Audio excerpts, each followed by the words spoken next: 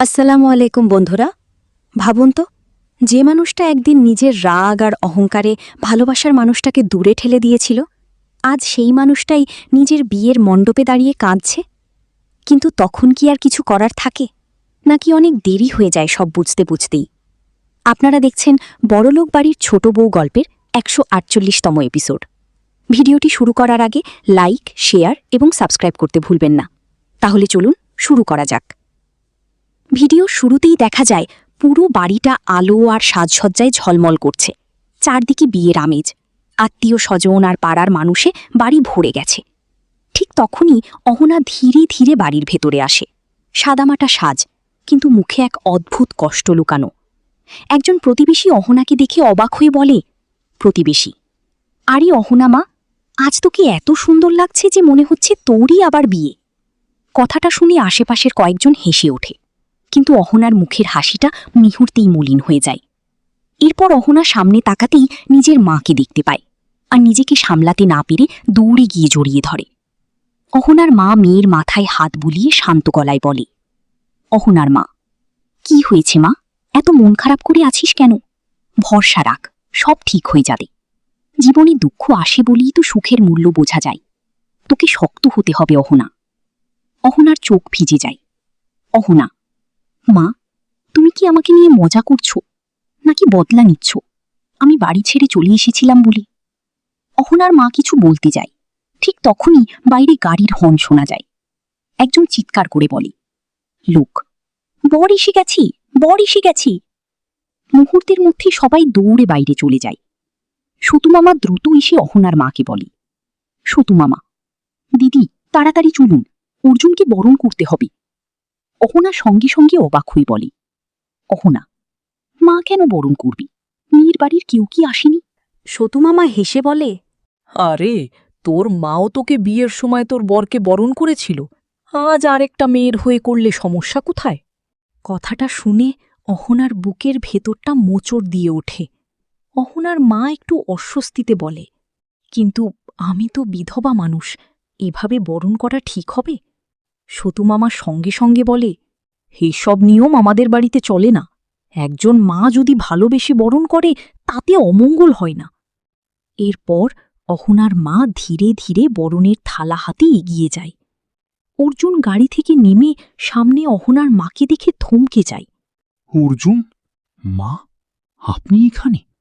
অহনার মা হালকা হাসি দিয়ে বলে, হাসতেই হলো বাবা, আমার মেয়েকে সামলাতে হবে তো। অর্জুন কিছুক্ষণ চুপ করে তাকিয়ে থাকে। ঠিক তখনই অর্জুনের মা সামনে এসে বলে, অর্জুনের মা, আপনি এসেছেন দেখে খুব ভালো লাগছে, না হলে আমার ছেলের বরণটা অসম্পূর্ণ থেকে যেত। এরপর অহনার মা কাঁপা হাতে অর্জুনকে বরণ করে। হঠাৎ একজন প্রতিবেশী বলে ওঠে, আরে, বরের কপালে তো এখনও চন্দনের টিকা লাগানো হয়নি। সঙ্গে সঙ্গে সতুমামা অহনার দিকে তাকিয়ে বলে, সতুমামা, তুই তাড়াতাড়ি অর্জুনের কপালে চন্দনের টিকা দিয়ে দে, মেয়ের বাড়ির লোক আসতে দেরি করছে। অহনা হতভম্ব হয়ে যায়। আমি? ঠিক তখনই টুকুন দাদা সামনে এসে বলে, হ্যাঁ অহনা, তুই দে। অহনা অবাক হয়ে তাকায়, দাদা, তুমি এখানে? টুকুন হেসে বলে, আমার ভাইয়ের বিয়ে আর আমি আসব না? বড়মা নিজে ফোন করে ডেকেছে। অহনা কষ্ট নিয়ে বলে, অদ্ভুত না, ছেলের বাড়ির সবাই এসে গেছে, অথচ মেয়ের বাড়ির কারোই দেখা নেই। টুকুন কিছুক্ষণ চুপ থাকে বলে, অনেকদিন পর তোকে দেখলাম অহনা, অনেক কথা আছে, কিন্তু তার আগে তুই আমার ভাইয়ের কপালে চন্দনের টিকা লাগিয়ে দে। তারপর একটু থেমে নিচু গলায় বলে, আমার ভাই দ্বিতীয়বার বিয়ে করতে যাচ্ছে, টিকাটা ভালো করে দিস। কথাটা শুনে অহনার চোখ ছলছল করে ওঠে। এদিকে দুর্গাদেবী, সতুমামা আর টুকুন একে অপরের দিকে তাকিয়ে মুচকি হাসে, যেন তারা কিছু একটা পরিকল্পনা করছে।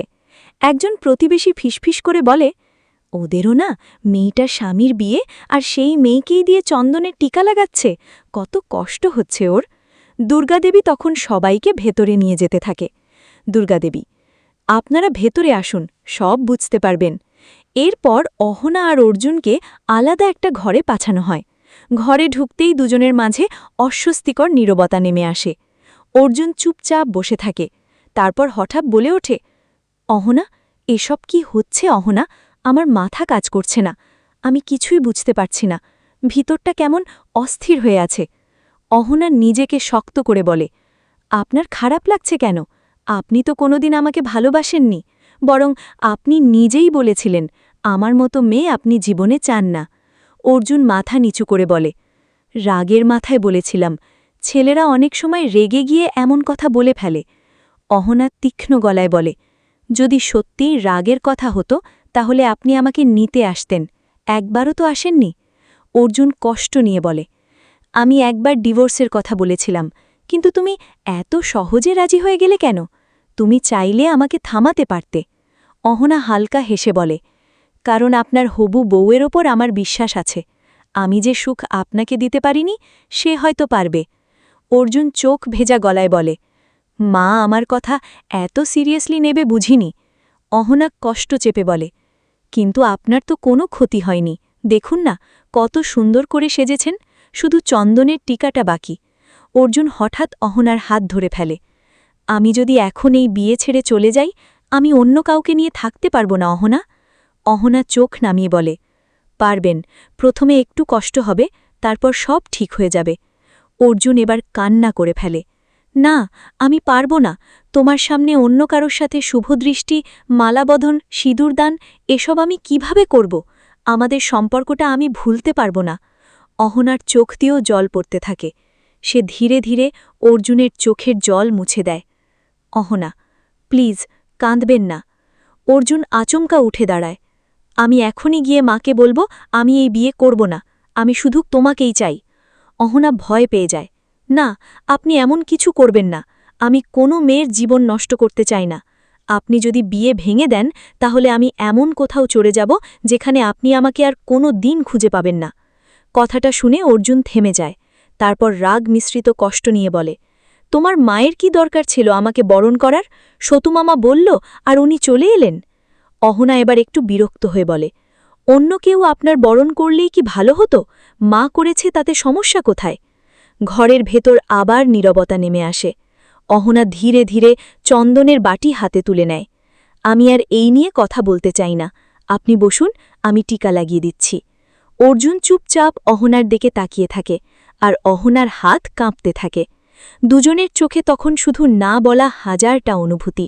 কিন্তু সত্যিই কি অর্জুন এই বিয়ে করবে, নাকি শেষ মুহূর্তে সব কিছু বদলে যাবে? এইভাবেই শেষ হলো আজকের এপিসোড। ভিডিওটি ভালো লাগলে অবশ্যই লাইক, শেয়ার এবং সাবস্ক্রাইব করতে ভুলবেন না। পরবর্তী এপিসোড দেখার জন্য আমাদের সাথেই থাকুন। ধন্যবাদ।